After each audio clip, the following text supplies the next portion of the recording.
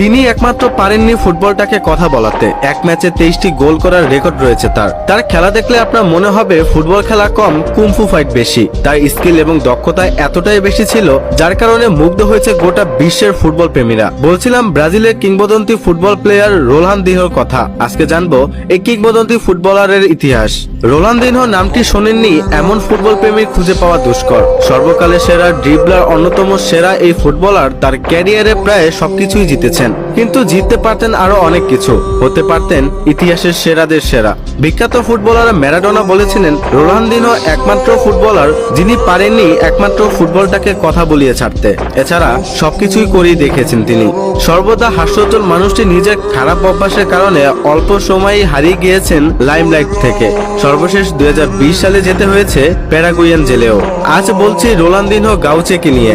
Ronaldinho 1980 সালের 21শে March ব্রাজিলের পোর্তে আলগোরে নামক শহরে জন্মগ্রহণ করেন। ছোটবেলা থেকেই তিনি বিচ ফুটবলার আর অ্যারিনা সকারের প্রতি আকৃষ্ট হয়ে পড়েন। এখান থেকে তার ফুটবলের প্রতি প্রেম শুরু বলা হয়। ফুটবল ক্যারিয়ারে খেলেছেন অ্যাটাকিং মিডফিল্ডার ও ফরওয়ার্ড হিসাবে। রোনালদিনহো প্রথম মিডিয়ার নজরে আসেন 13 বছর বয়সে, যখন তিনি এক লোকাল টিমের সাথে একাই 23টি গোল স্কোর করেন। তিনি তার ইউথ ক্যারিয়ার কাটান গ্রেমিও নামক ক্লাবের সাথে, আর 1998 সালে তার প্রফেশনাল ফুটবল ক্যারিয়ার শুরু করেন। 1997 সালে ফিফা অনূর্ধ্ব-17 বিশ্বকাপ এবং সাউথ আমেরিকান অনূর্ধ্ব-17 চ্যাম্পিয়নশিপ বিজয় দলীয় অন্যতম সদস্য ছিলেন তিনি, এবং এর মাধ্যমে বিশ্বকে জানিয়ে দেন তার আগমন বার্তা।